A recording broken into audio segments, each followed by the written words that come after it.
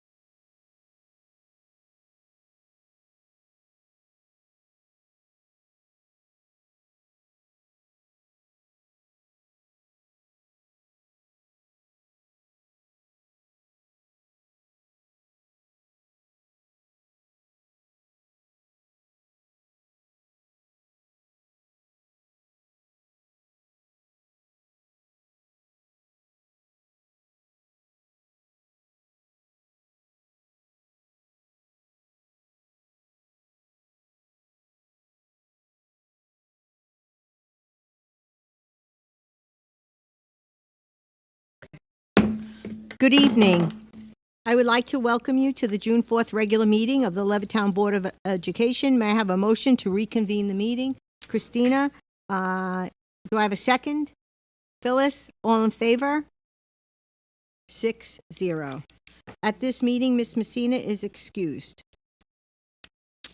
At this time, can we please stand for the Pledge of Allegiance?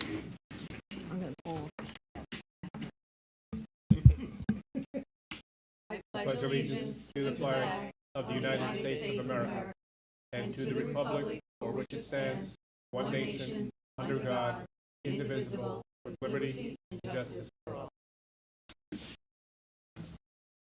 It's me. No.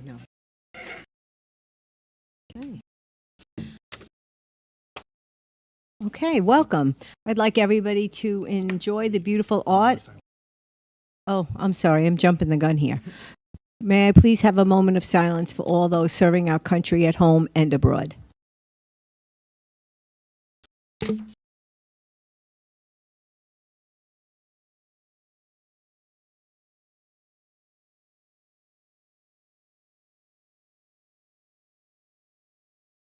Thank you. Okay, you look around the room, there's some beautiful artwork here from Lee Road School. Okay. Now, yeah, no, I see it. At this time, we're going to move into the auditorium. We're going to do some recognitions in the auditorium. We should be in there probably about 15 or 20 minutes, and then we will come back. You're more than welcome to join us in the auditorium.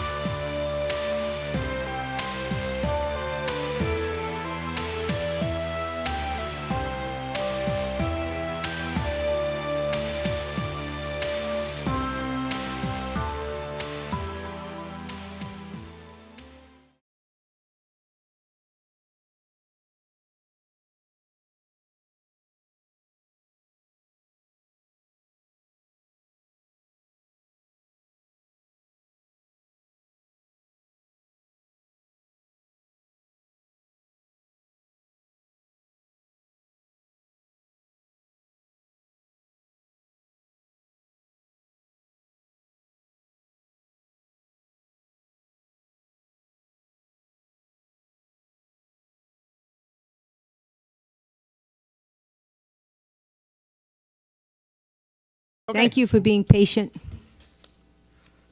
Okay, so we're just going to continue with the superintendent's report. I wanted to kind of turn this over a little bit to the student liaisons. We, as you know, as part of the budget process in New York State, the state has adopted a new law that is going to require districts to develop a cell phone policy because they're starting in this school year. There'll be a prohibition, a bell-to-bell ban on cell phones in schools. And part of that requirement is to engage with stakeholders about what that plan should look like. And so while we have had ongoing conversations with the PTA, and we've had some conversations with the board and administration, Dr. Zirianis and I have planned to visit the 2 high schools. We did meet already with the student council over at Division Avenue High School, as well as some teachers there. And then I believe next week we're going on over to MacArthur to meet with students from there. But since we do have 2 students here, now you won't be affected by this ban since you won't be here next year. But I just wanted to know if maybe each one of you share briefly maybe some just feedback from what you're hearing from students about the ban and what maybe students kind of feel might be something that works or concerns they may have. Just quickly. So Vidi, we'll start with you, only because you're unfairly compared to Madison. We're at that meeting already. And so why don't you share with the board a little bit about the feedback that you've heard from students on this policy? So I feel like recently, like a lot of us have been talking about it. It's not just the juniors or the sophomores, also the seniors, about how it'll like take place and how it'll take into effect. So most students, from what I've heard, they're more like supportive over the fact that we should have the cell phones like kept in our bags or lockers. And then if it's like seen like by a teacher or something, there should be like a harsher punishment than there already is right now. And in that way, we all like feel like in that way with like a harsher punishment, in a way how like the lanyards, if you like miss it, you get detention. In a way, we feel like a punishment maybe similar to that would help like students ease into the policy. Most students, I think more of the teachers are supportive over like having specific like pouches to put in your phone, while most students were supporting the bags and lockers, like keeping your phones in there. Thank you. Now, Madison, like I said, we haven't had your meeting yet. But I guess why don't you just share from things that you've heard, or I'm sure it's a little bit of a buzz maybe in the school, what anybody has been saying so far about a possible cell phone policy for next year. I think, and like most students have said, that they're against it, and which I know is like, but at the same time, I think phones in classrooms can also be resourceful, not just a distraction. Some teachers want you to go on your phones for certain things, and it could be very beneficial. Like if your Chromebook doesn't work, and you need to like submit something on Google Classroom, it's easier to just do it on your phone sometimes. Or also I think it'll be better. I know in some of my classrooms in the past, we have little like pouches we already slip our phones into when we walk in, and I think that could be a better option in every classroom to have, than just to like lock them in pouches as well. Great. Does anybody on the board have any questions? I do. So really, there's two different schools, conflicting reasoning behind this. That you said pouches, you said no pouches? Well, I will also say I was talking about the pad. She's talking about like a shoe rack. Yes. You Yeah, used to it's have the almost shoe rack where yeah, you it's just like a slip shoe them rack in. where you put it and Not you the like have an pouches assigned like number. that they Okay. lock. Okay. Yeah. Yeah. I think the pouches with the lock on them could be very inconvenient as Okay. well. Because then you have to wait for it to get unlocked. Especially for like seniors that are going out like off Yeah, periods. you're off period, then that takes time away from your lunch as well. That makes sense. Thank you. Okay. the only other thing I wanted to ask the liaisons is that you may remember that I want to say it was at the April meeting. The board was talking about trying to get information out to the public about our meetings and letting people know a little bit more about what's going to be discussed at meetings, and that way maybe it will increase our attendance at meetings. And at that meeting, I think both of you had shared about the fact that really probably need to utilize social media a little bit more than how we're using it right now. And I think the board had said that if you had any suggestions or examples or anything else like that, and I just wanted to, you printed it out. All right, good. You want to pass that around maybe, and then the board can take a look at it. Anything you want to share about your design or anything else about why you chose what you did, or? I just like it. It was nice.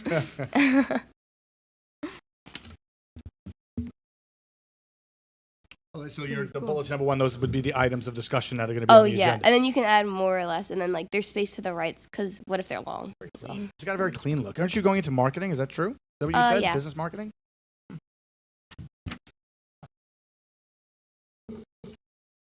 And what do you think would be the preferred social media apps that we should be using? Instagram. Instagram.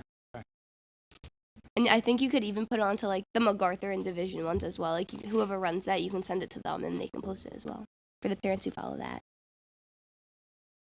Yeah, I don't know Andrew Garcia. I think left, but it's interesting because I know we use Facebook right now, and I don't know that we're putting it on the school accounts. I think it's just the district account, but it is likely, just knowing myself with my kids in school, really follow the school accounts as opposed to the district account, right? And so probably would be better because we probably put it on our district Facebook page and nobody sees it. So Do you think, like, is there a way, I know sometimes, like, when I create different things for social media, you can do it like almost like a video montage of it. So, like, to kind of catch an eye, like, do like Board of Education meeting, flash, Oh, and yeah, I then think kind of you like could. scroll down, like, the bulletin, like, bulletin 1 goes, and then bulletin 2, because it kind of like keeps attention. That would be something that would. I think that would be helpful. I think it would catch people's eye.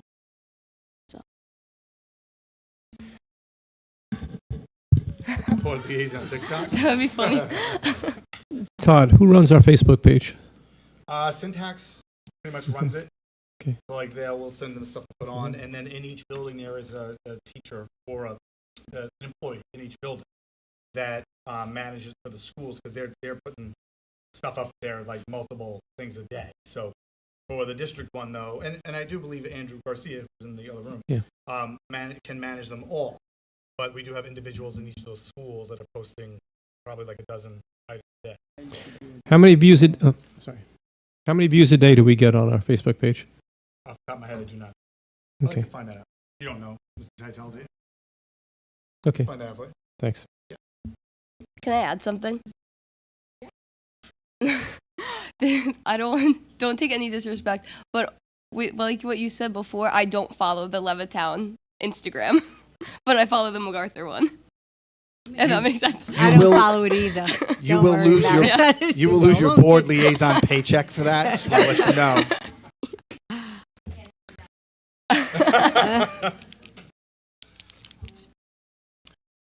Okay. Well, listen, thank you so much because I know you have a lot of other things to do, and so we do appreciate both of you working on this and giving us some ideas. And hopefully, maybe in the future when you're both at college, you will follow the district account and see your social media, whatever you call this, on there.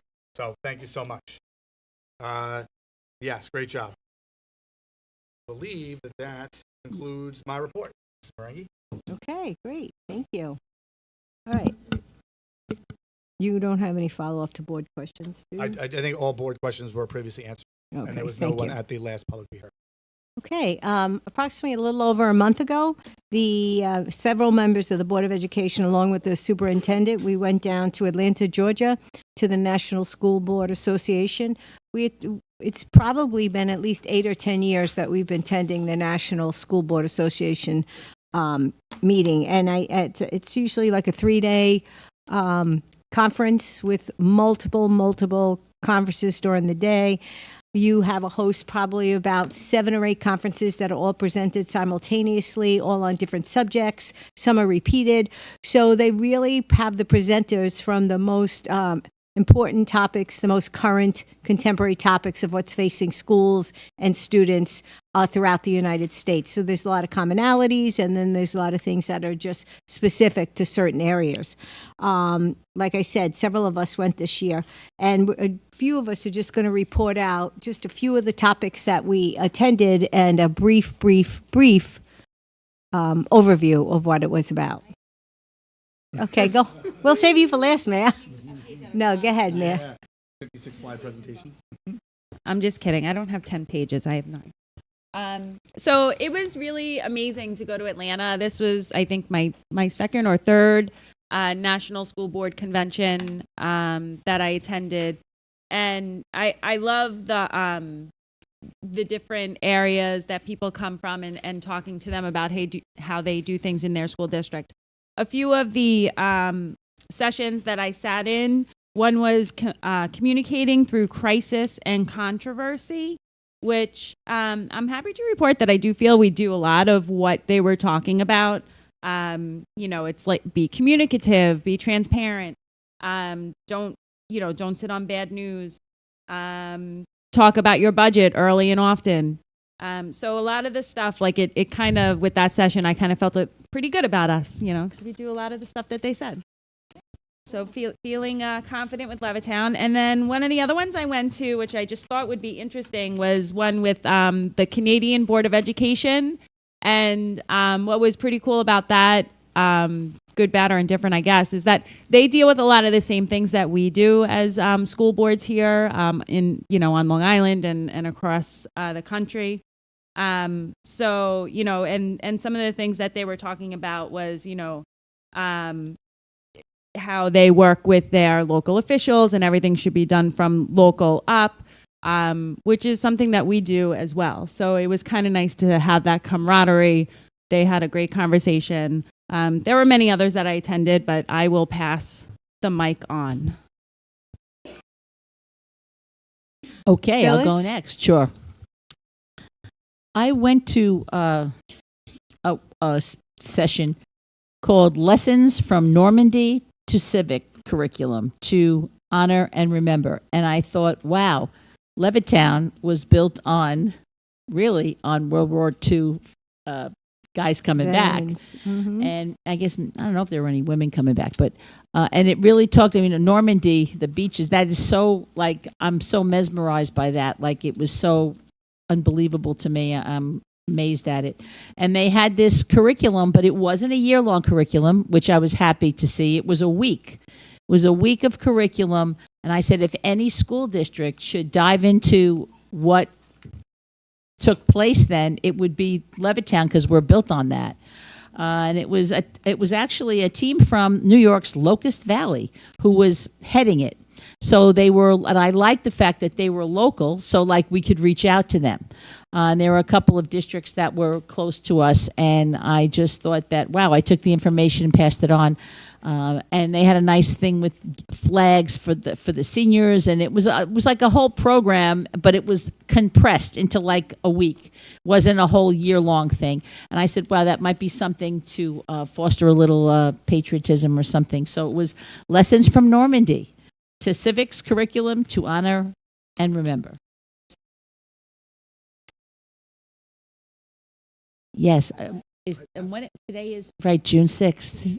Today is the 4th. Today's So we are approaching, and then you'll be seeing Saving Private Ryan on TV constantly.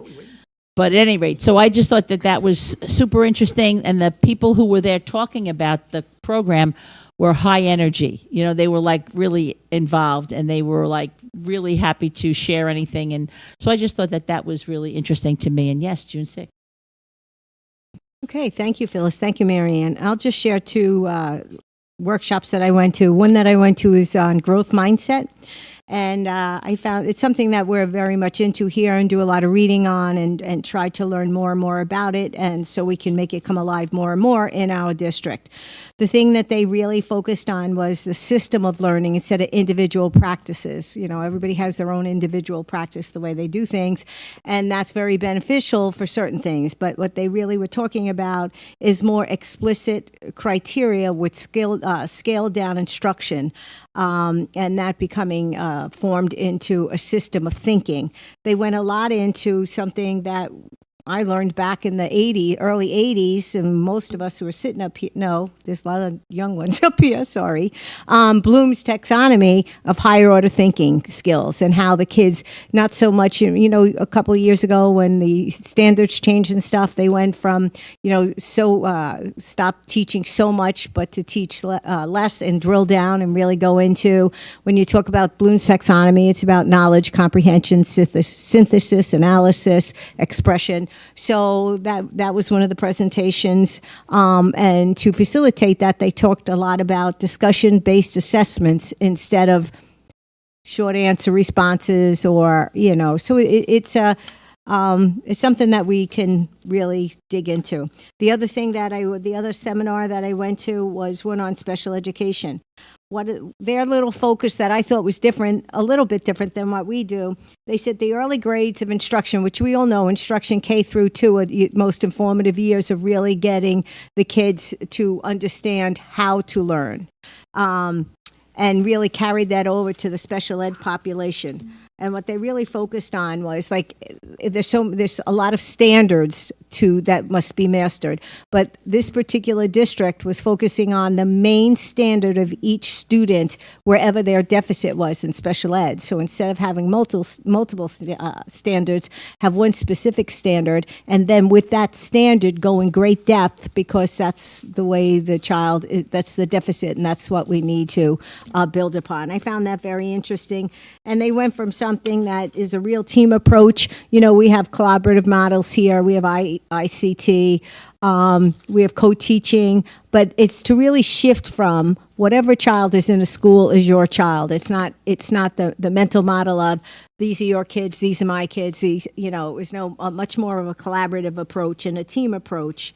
And the other thing and we just went to another workshop the other night on this, Todd and Christina, Mr. Winch and Mrs. Lang and myself, we went to one on AI, and they also touched on AI, how in some areas, I should say, AI is being used as a tool to even write IEP goals, and you feed the information, like the specific data from a kid, and then this creates a goal that's supposed to be very, very specific, very case-specific, child-specific.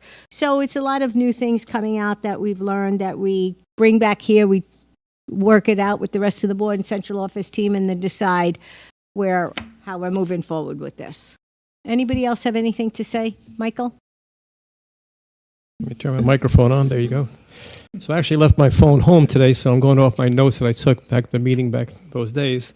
I saw 3 or 4 very, very good ones. There were plenty of things to see there, but things that really touched me was one was 10 best practices to avoid school districts' liability, and it said things as so a person wearing a cross around their neck is not the same, obviously, as putting a crucifix on your desk.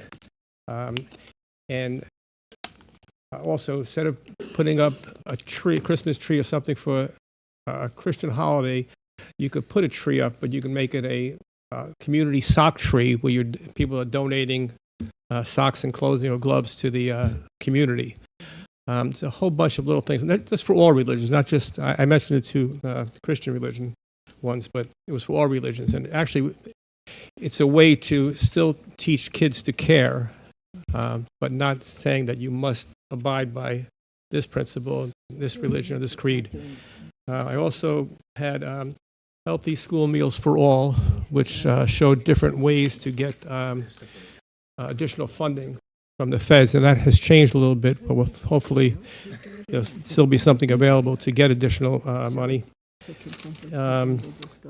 Let's see, I also did Revolutionizing School Safety, which uses artificial intelligence, cameras that can detect things, detect shots fired at a distance. The only thing I got out of that, being former law enforcement, there still is no evidence that from a distance you can see a gun or any kind of weapon under somebody's clothing. That still takes the human eye to see someone fidgeting, padding, or the bulge, and then so there really is nothing that can stop that. But I will say that we were told that in almost every shooting, the first shot takes place in the parking lot. The gun was fired there. And that should be a wake-up call that you've got to recognize, see that, and take action before this entry into the facilities. Let me see if I can find my last one. I had another really good one here. I'm not going to be able to find it. So anyway, like I said, I got a ton of good information here and brought it back to the district. And that's what these things are for. You don't have to reinvent the wheel. We go here and we find out that a district in California is doing something that we think might work better in Levittown, and we bring it back. And just to make a comment on that, at the last one that we went to, I think it was 2 years ago, down in Florida, and we saw that school from California Mm-hmm. doing holding on career exploration, and then we did bring that back. Yeah. And Dr. They Z were from worked San very Diego. hard, yep, with Ms. Kelly, the director of elementary education, and the teachers. And we have a phenomenal career exploration special now that we're putting in for our own presentation at the At the next Nationals for one. next year. So it is a pretty neat cycle of going there, finding an idea, bringing it back, making it better, and then presenting on it for others. Fantastic. Well, you have a fantastic person right over there also, Dr. Z. I've been told. Not by Beth, right? Okay. She doesn't brag. Thank you, everybody, for sharing. Okay, that brings us now to the public be heard portion of our meeting. This is the opportunity for members of the community to speak. All questions are directed to the Board of Education President. Each speaker is limited to 3 minutes in total. Each speaker is expected to use the microphones and clearly state their name and their address. Okay, so our first speaker tonight is Joseph Marino.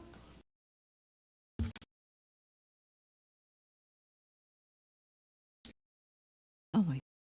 Good evening. My name is Joseph Marino. I live at 3980 Apple Tree Lane, Seaford. Good evening. I'm here tonight to express concerns regarding the elementary school lunch menu in our district, with the hope that there is full transparency for the upcoming school year. I'm speaking on behalf of myself and other concerned parents whom I've been in contact with. Throughout this school year, certain food items were regularly made available to children at no cost or were not listed on the published lunch menus. Specifically, Ocean Spray Craisins and Trix Yogurt were offered frequently, but because these items weren't included in the official menu or tracked as purchased, parents had no way of knowing that children were consuming them. Craisins contain 21 grams of added sugar, which is 43% of the recommended daily intake for an adult, and approximately 86% for a child. The American Heart Association recommends that children consume no more than 25 grams of added sugar per day. Craisins are of particular concern because many adults and children associate them with being a healthy option, but actually offer minimal nutritional value and contain as much sugar as a serving of ice cream. Trix Yogurt adds another 13 grams of sugar, accounting for over 50% of the daily recommended amount. And additionally, strawberry milk has been added to the list of options for children, but is not listed on the lunch menu available to parents. Without this information being communicated to parents, a child could unknowingly consume a school lunch that contains 200% of their recommended sugar intake for the entire day before the afternoon even begins. Then children return to class and are expected to sit still, pay attention, and perform well on exams. Consuming excess sugar can disrupt the child's natural dopamine and insulin regulation, leading to difficulty focusing, energy crashes, and behavioral issues, especially in a learning environment where sustained attention is expected. While I personally disagree with offering these items to children, I respect that dietary choices ultimately belong to parents. In order to make informed decisions, parents need full transparency. Every item, whether part of a paid meal or freely distributed, should be disclosed. I ask the board to consider a policy for the upcoming school year that ensures all foods offered to students are clearly communicated to families. Thank you for your time and attention. Thank you, Mr. Marino. Okay, our next speaker is Maddie. Maddie, that is perfectly fine. All right, next, I would like to see Eugenia Mazzola.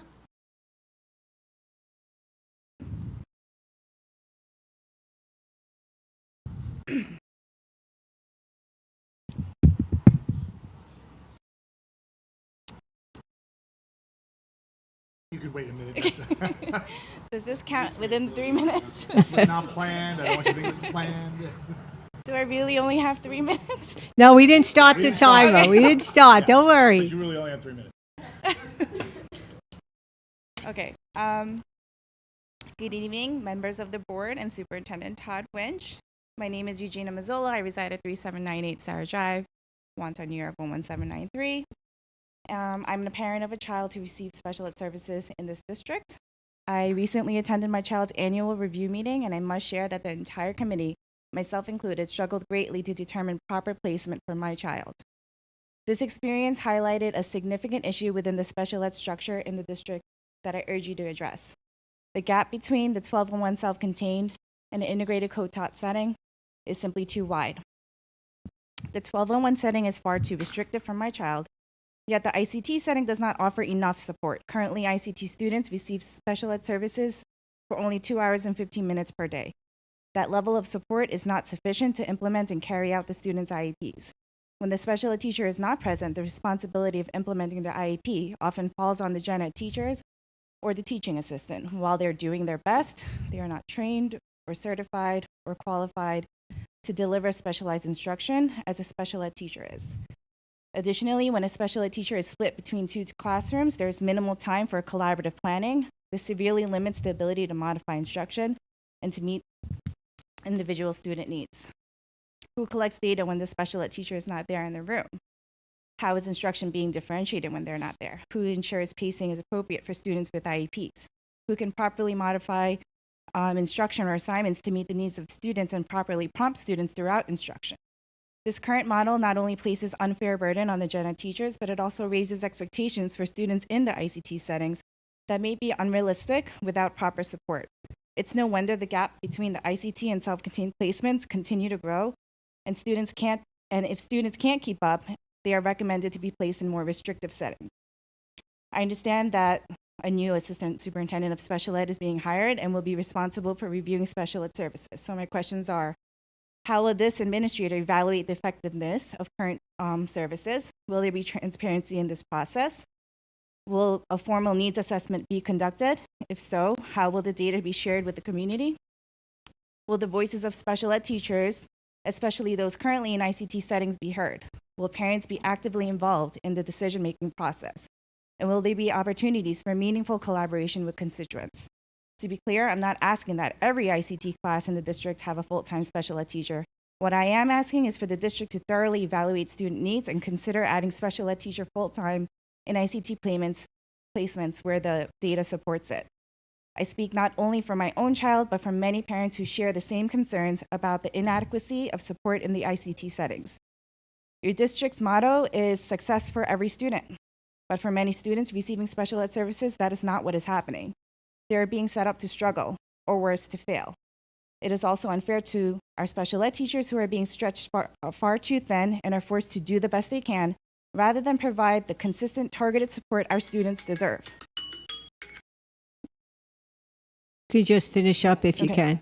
We must do better. Our children deserve support in the least restrictive environment, and they're entitled to a free and appropriate public education.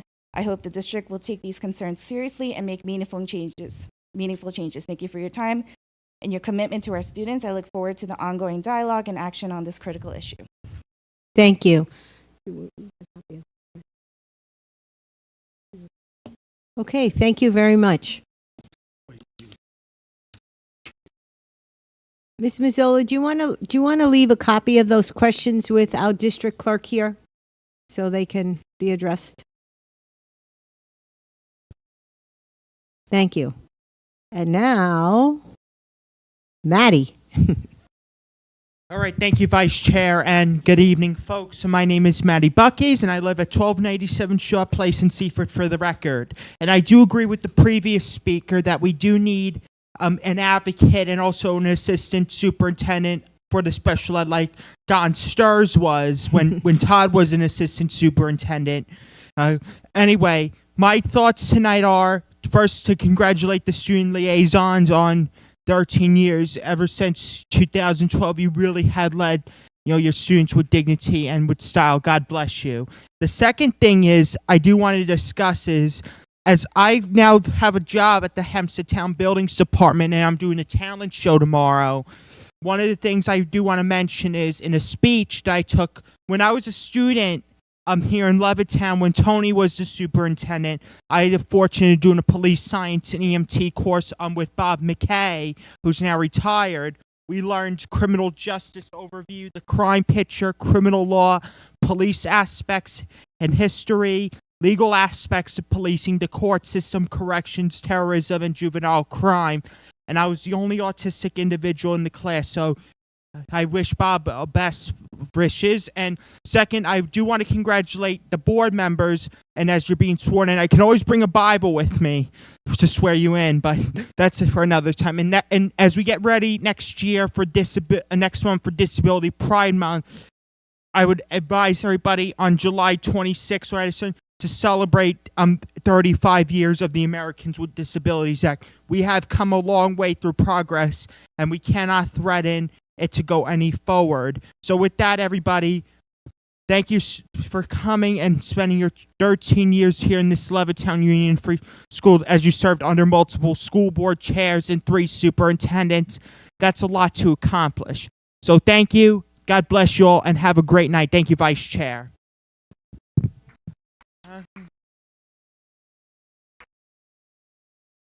Meeting, so thank you.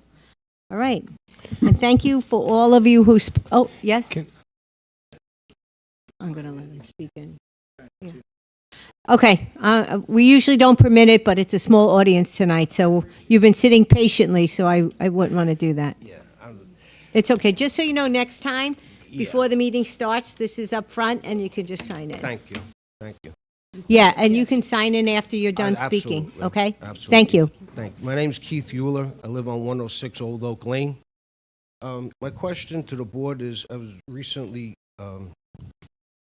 told that the board was the one that made the decision of late buses for schools, that they're only implemented for middle school and not for high school. Meanwhile, high schools can benefit the most out of using that service for using after-school activities, clubs, sports, so on and so forth, for colleges that are looking towards them.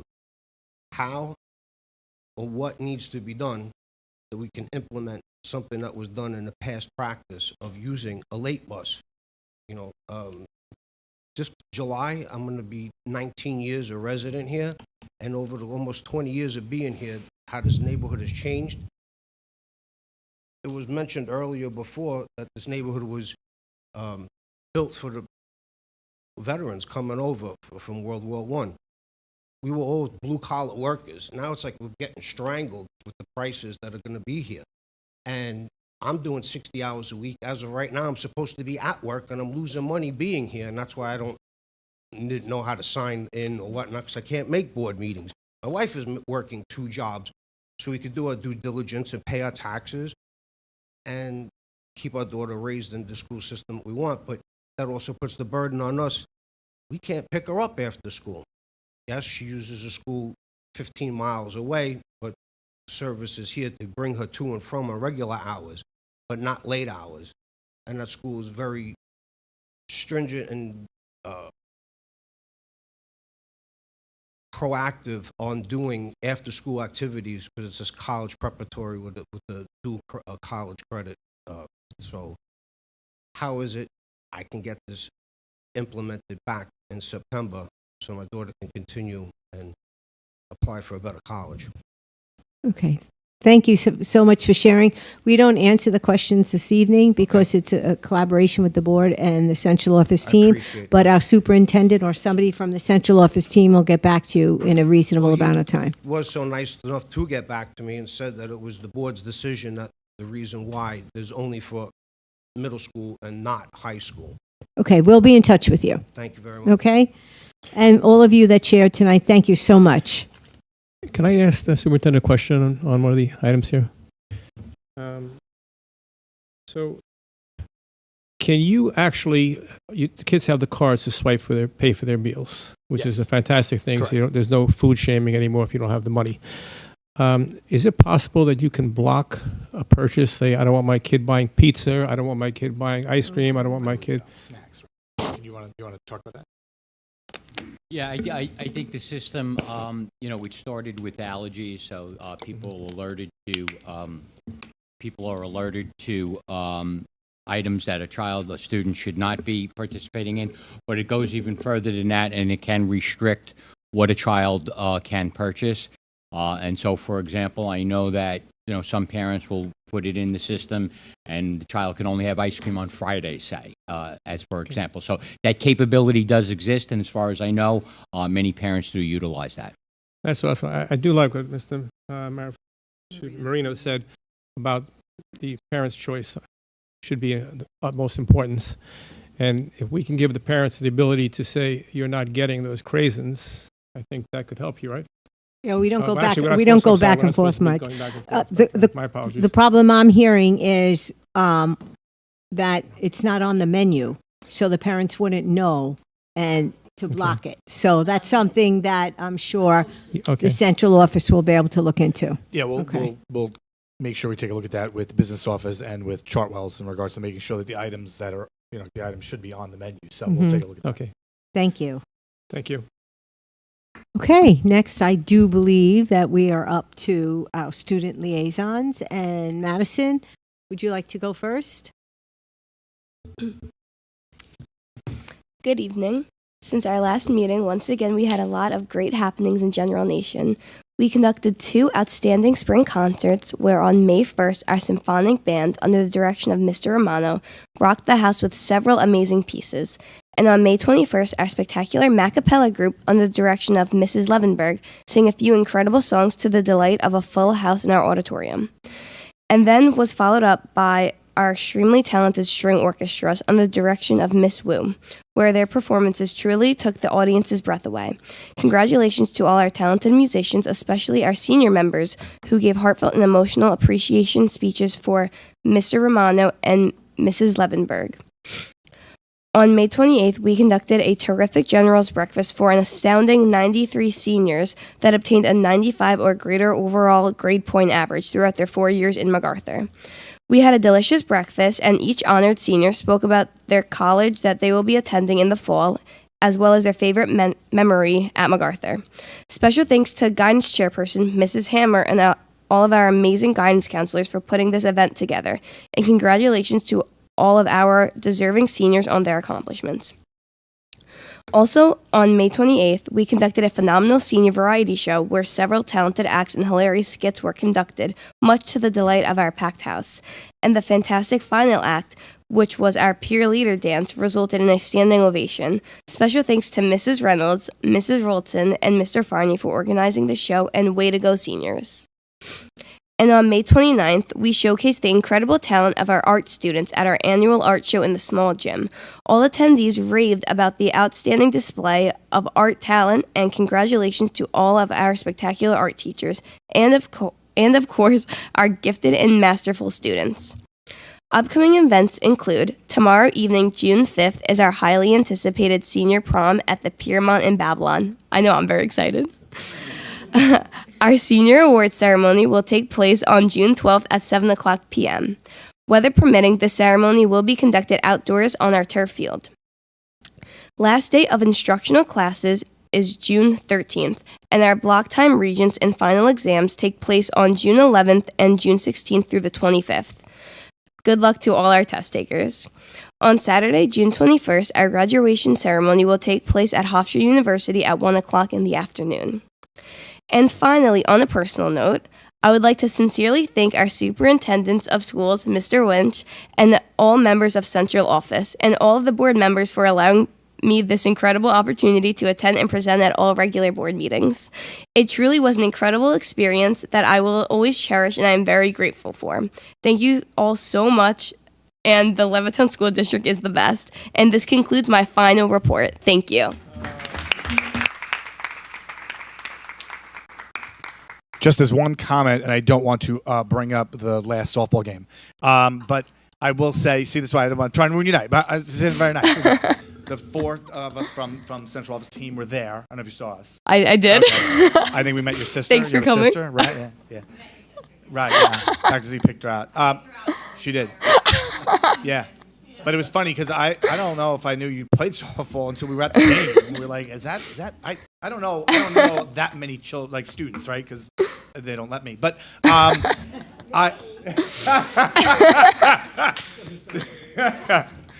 But when we saw you, we were so excited. We were just like, that's Madison, you know what I'm saying? But you guys played hard. Like, it was incredible. Honestly, Yes. couldn't have gone otherwise. But you really, it was amazing to watch. And Thank so you. thank you for giving us that. So, sorry.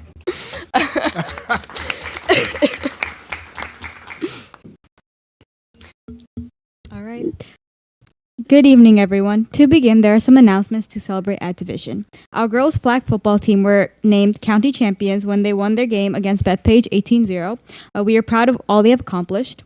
The Blue and Silver Luncheon took place May 29th, last Thursday. Students that received the 95 weighted average or higher were recognized at this lunch. Many teachers, staff members, and the Board of Education attended and sat alongside students as they announced their future career goals and favorite memories in Division. We thank the Board of Education for coming and thank Ms. Castellano for organizing. Senior awards were held on June 3rd at 7 o'clock in the auditorium yesterday.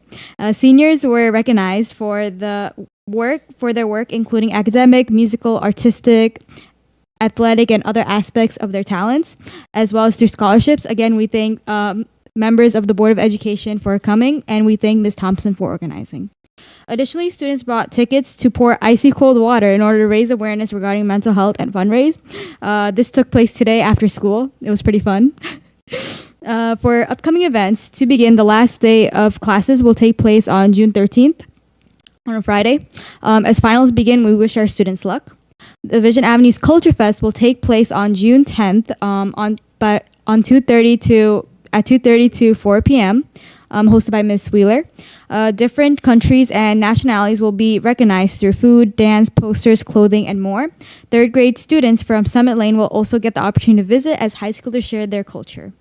Senior graduation will take place on Saturday, June 21st, with student speeches, breathtaking musical performances by the orchestra and choir, and a senior video presentation. We are proud of the hard work our seniors have done in their past 4 years at Division.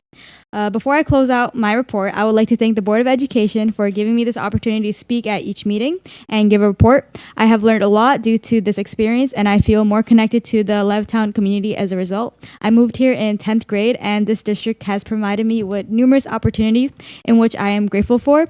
It was a pleasure getting to know each one of you throughout the year, and you all have done so much for us, so thank you. Go Dragons. And yeah, just to share with the board, we did start a whole new process this year in regards to I was meeting with the two liaisons and the two principals every week before our meeting they would come to kind of almost like do a little bit of board prep so they had an idea of what we might be talking about so that they were ready. And then most of the time there was something asked that I didn't bring up, and they were like, I wasn't prepared for this. And but it was really nice. They took some time out. And Vidi, I will also say it was wonderful when we came by to the school the other day. And, you know, like I said, Dr. Z knows a lot of students. I know fewer. So when I walk in and I see that you're at the table, I'm like, oh, this is going to be all right. Vidi's here. It's going to be okay. So I thank you for that. And I am going to do one thing we do every year. At this point, we do give the liaisons their nameplates that are on the board here. So it's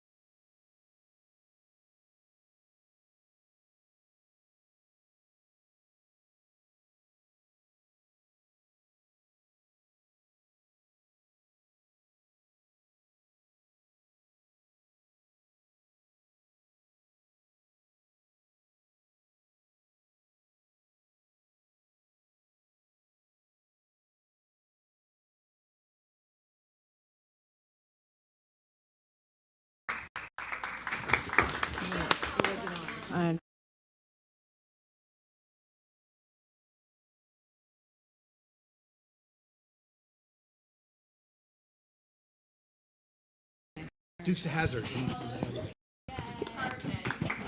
You can leave now. I know you might have things to do. You can stay or feel free to leave. Yeah, we're almost done. Good night. If you insist. It's truly been a pleasure. Thank you for coming, everybody.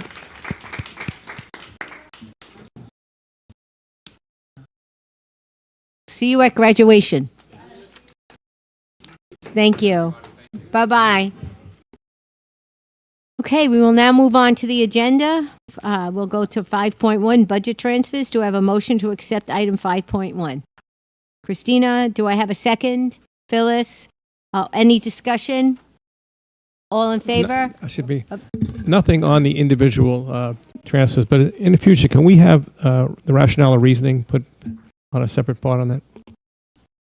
Yeah. So no questions They're have to be on- You're asked? saying like on. Yeah, more than a sound bite, you know? Okay. I Okay. think it eliminated a lot of questions.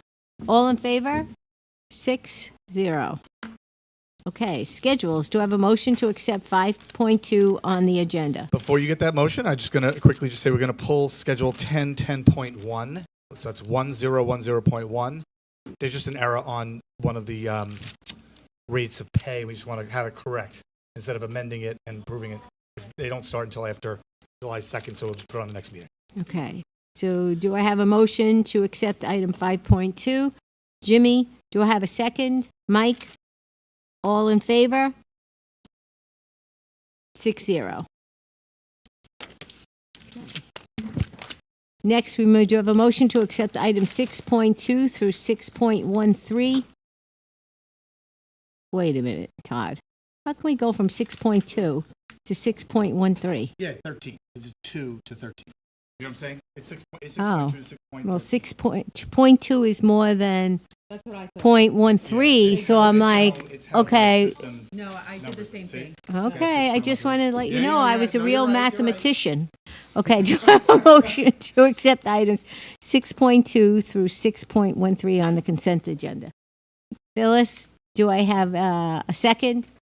Christina, any discussions? All in favor? 6-0. Okay.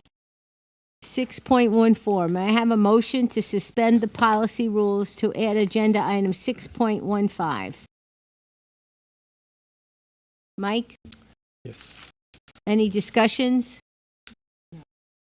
Oh, yeah, second it. Phyllis, any discussions? No? All in favor? 6.0. Okay, I'm just going to explain now for those that are at home listening and so forth that the next motion that we're going to vote on is related to an intermunicipal agreement with the county, Nassau County, in regards to the county providing the district a grant of $75,000 towards a project to put dugouts at MacArthur High School.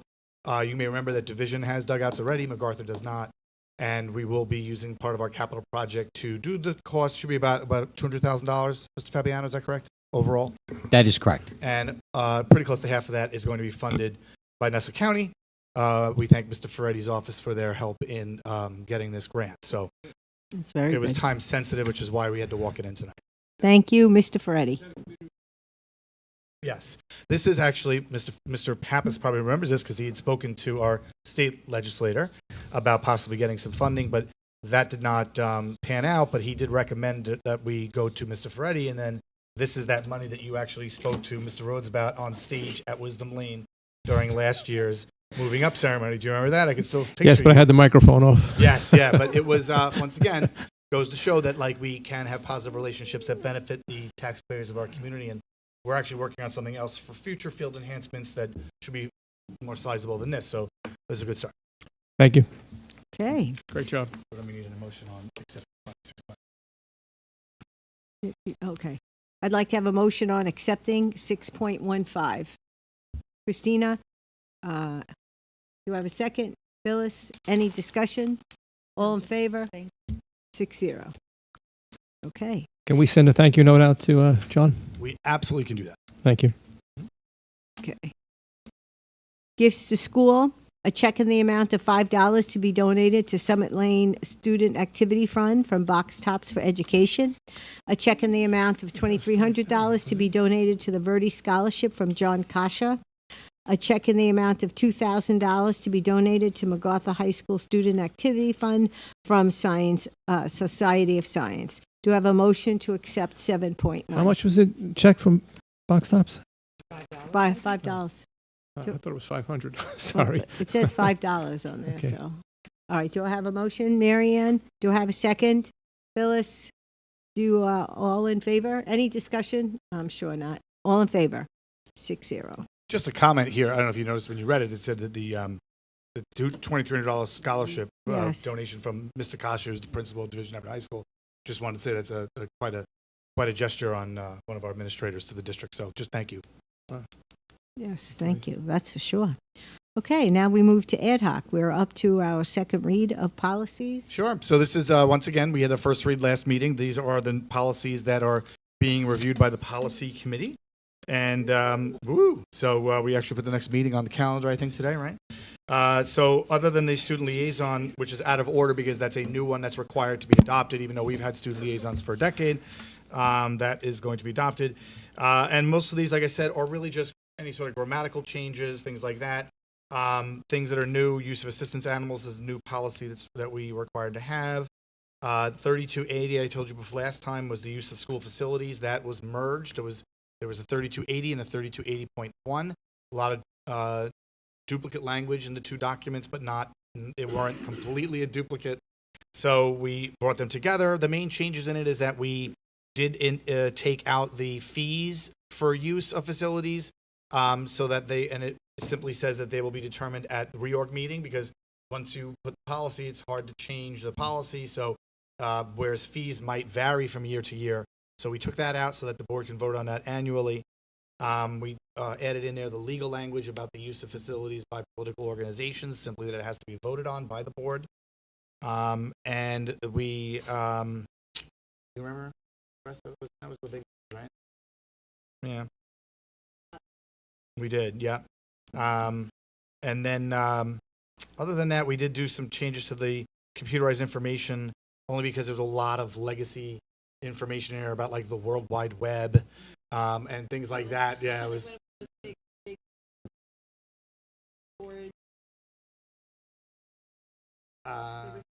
Yeah, there was a lot of things mentioned that don't exist anymore technologically, so we cleaned that language up, and so that's really there on there. Yeah, right. Yeah, like 3.5 floppy disks. If the board has no concerns or questions, then they will be on for an adoption at the reorg. Any concerns, discussions? Okay, we're good with that then. All right. Next, we have the upcoming dates. July 2nd is our organizational and regular meeting. August 13th is also a regular meeting. Do I have a motion to adjourn the meeting? Motion to move to executive session. Well, that does not No, appear well, on we my just decided. paper. No, it does Okay. not. Motion to move to executive session. Motion to move into executive session for Contracts. contracts. Jimmy, second. Phyllis. I'm voting no. Okay, we're going into execution. We'll be back, but please feel free to leave. We will just be back to close the meeting. Good night, Maddie.